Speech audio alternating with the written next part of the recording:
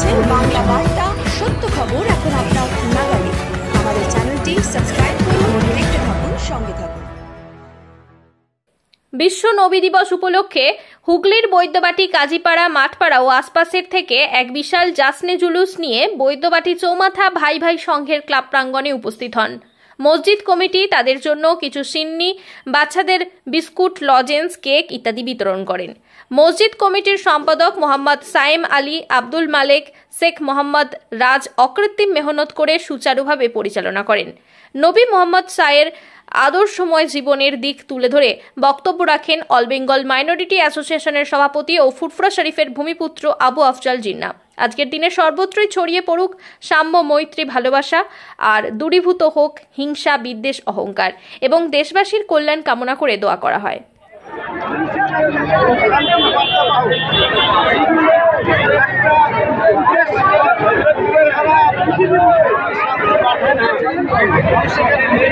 ভালোবাসা বার্তা দিয়েছিল।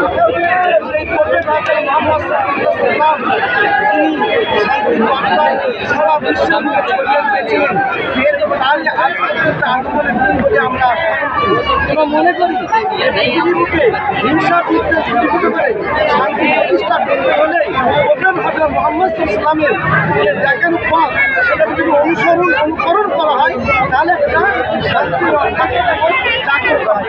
তাই আমি আগামী ভবিষ্যতে বলব যে প্রফেট হযরত মুহাম্মদ ইসলাম যে দেখানো পথ যে বার্তা দিয়েছিলেন তার অন্য বাণী থেকে আমরা মেনে চলতে পারি।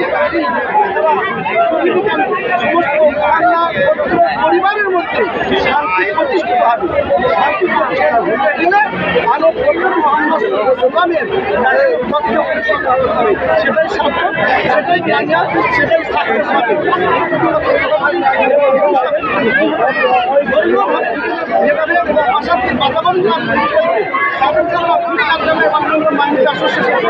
আমরা চাই আমরা চাই ভালোবাসা, হিংসা, শান্তি প্রতিষ্ঠা হোক সারা দেশ জুড়ে।